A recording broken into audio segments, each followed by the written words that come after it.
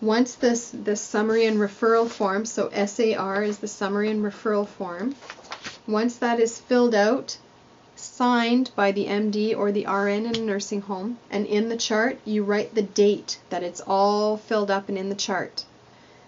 Okay?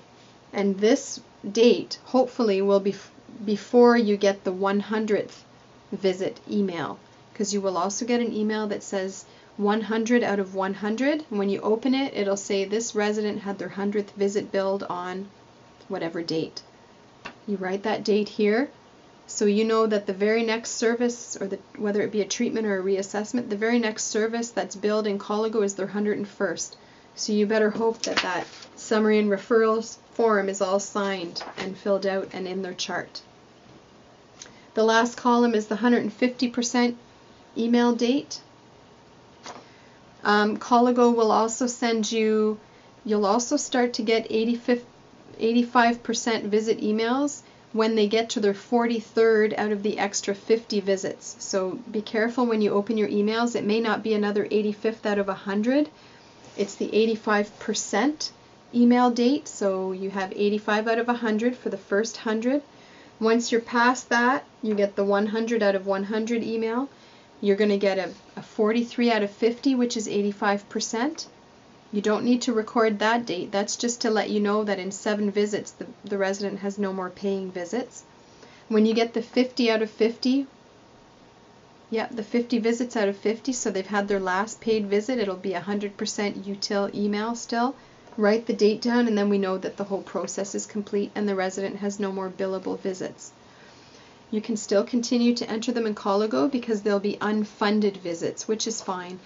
You know, considering what the resident needs therapeutically for their benefit, I would much rather run out of visits and have some unfunded visits at the end of the fiscal year. Oftentimes January, February, March, a lot of the residents have run out of visits, and that's okay. I'd rather get to the end of the year and know that they've had the care that they needed versus limiting them to 2 or 3 times a week so that they don't run out of visits at the end of the year and then they haven't gotten the care that they needed. If you need further explanation on this, just let me know and I'll be more than happy to talk to you about it. In a community setting and a retirement home, because you will be faxing the summary and referral form to the doctor, the only difference is in a nursing home it says physiotherapy 85V summary and referral. In the community home it says in-home physiotherapy, to keep with the nomenclature we've had before. But if you're in a retirement home or a community home and you do need to fax that referral to the doctor to get his signature, I suggest that you also please send this letter to the doc, Re-85 visit, I think it's called. This is what it looks like.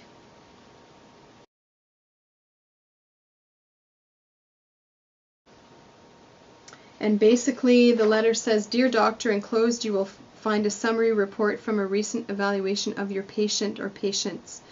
Only patients who are deemed to have a continuing need of physiotherapy have a report filled out to inform you of their progress and to ask for your approval. In order to be able to continue offering in-home physiotherapy to your patient or patients, we require your approval in the form of a signature." And then in the middle here it's underlined and in italics, and it says, "Please sign the bottom of each of the reports included in this fax and fax them back to our office at," indicate the fax number that you want them to fax it to, "at your earliest convenience. And then thank you for your continued support of our in-home therapy programs. If you have any questions, feel free to contact me. You can write your phone number, print your name, and sign your name at the bottom." So please fax this along with the 85th visit summary and referral form that you'll be faxing to the docs to get their signature to be able to get those extra 50 visits for the residents in your home. One of the next things that you'll see in the PTA binder, although it'll be in black and white, is a series of exercise pictures and short descriptions that were made up in Physiotech, which is our online exercise program. The reason that this was made up is because sometimes the staff of the nursing home or the retirement home maybe not so much in a community home, but they may be looking for what exactly is, Sky Punch, for example, or what is bicep curls with TheraBand, or AA-ROM shoulder flexion, or standing tiptoes, for example. So there's actually, this is like an exercise glossary. So it's got the names of the different exercises as well as a picture describing what the movement is, and also a short description for some of the exercises that the picture is not very self-explanatory. And it's been split up into different categories. For example, AA-ROM exercises leg. Same thing for arm. You've got AA-ROM exercises neck. Strengthening exercises arm. Strengthening exercises leg. Stretches arm. Stretches leg. Standing balance exercises. Seated balance exercises. What else do we have? Deep breathing exercises. And resistance chair exercises for those of you that have resistance chairs. And this is also actually very helpful for new PTAs who are coming on board, because they may not know some of the exercises, especially if they are coming in without much physio experience. And also what I would encourage is to go through each home, go through these pages, and if you use a certain name for that exercise on your program logs that's not the same as this, just add it in brackets so that perhaps seated hip flexion, perhaps you call it seated walking or marching, seated marching or something like that versus seated hip flexion.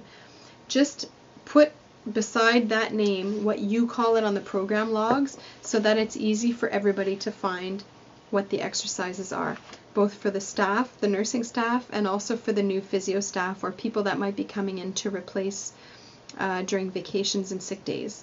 So that's what those exercise protocols are for. It's like an exercise glossary. Another sheet that you'll find in the PTA binder is called the group attendance sheet. This is what it looks like.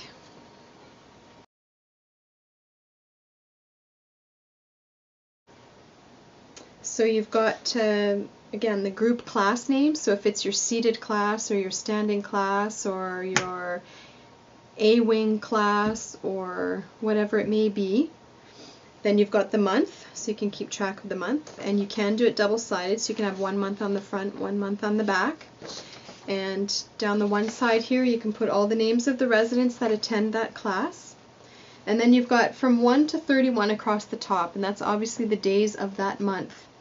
So at the bottom here, you've got the different refusal codes that are part of the documentation that we do. So if a resident does not attend class, let's say you've got Mary Apple and Mrs. Peach down here and Mrs. Smith.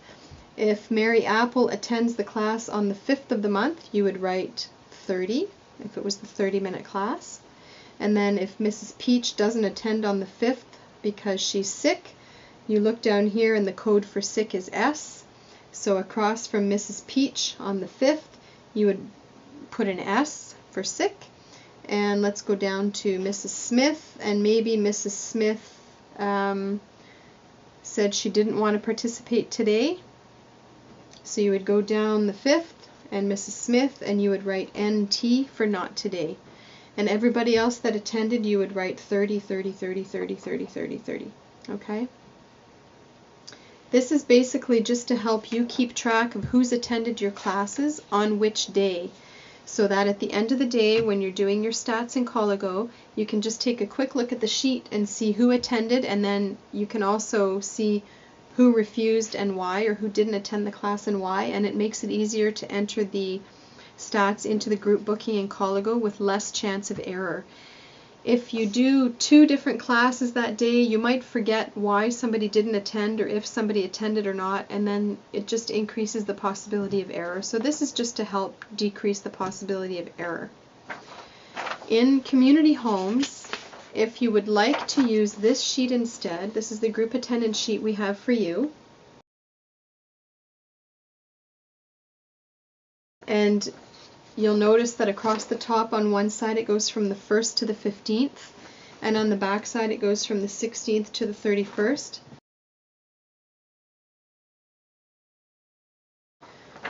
Pretty much the same, except that every second line it's white, gray, white, gray, white, gray, and the boxes are bigger, because what we found is we can actually ask the residents who are in the community home to just sign their initials in the box on the date that they've attended, just so that there's a proof that they've attended.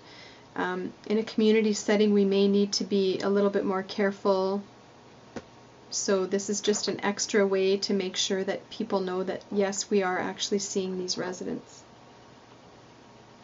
The codes are still at the bottom, and you would fill it out the same way as the other sheet. So those are the group attendance sheets. The next form we're going to look at is the inactive residence log.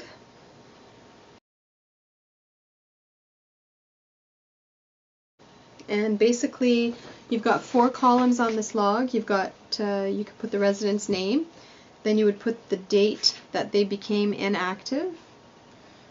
Then you can either write the date or just check off the fact that they've been inactivated in Coligo and sign your initials as to the fact that you're the person that inactivated them in Coligo. So what does inactive mean? In Coligo, a resident is either active or inactive, and when you go to their demographic screen where they have their name, their birth date, their health card number, on the far right hand column towards the bottom there's their status, it's called, and they're either active or inactive, and this is where you update that status. When a resident is active, it's somebody who's participating in physio, we're seeing for treatments, reassessments, initial assessment has been done, they're active, they're being billed for, they're participating in physio. If somebody passes away, or if they move out of the home, whether it be nursing, retirement, or a community home, they move away, they no longer are participating in the physio program, they would have to be changed to inactive in Coligo.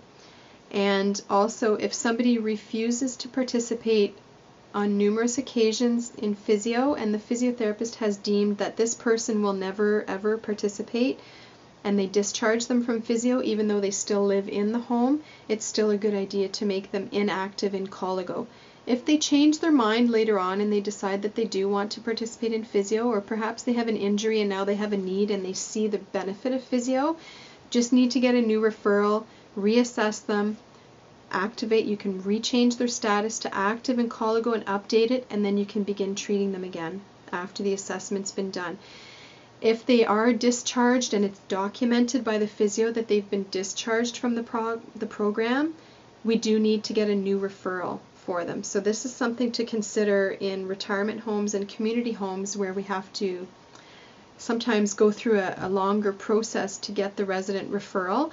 You may want to consider putting them temporarily on hold. So say for example, the resident is going to Florida from January until April, so they're gone for 3 or 4 months. The physio can document resident will be absent from home for 3 months to resume care following reassessment in April. They're not discharged, so they don't need a new referral when they come back from Florida. However, the physio does need to reassess them before resuming treatment, and at that time the PTA could then update their status to active in Coligo.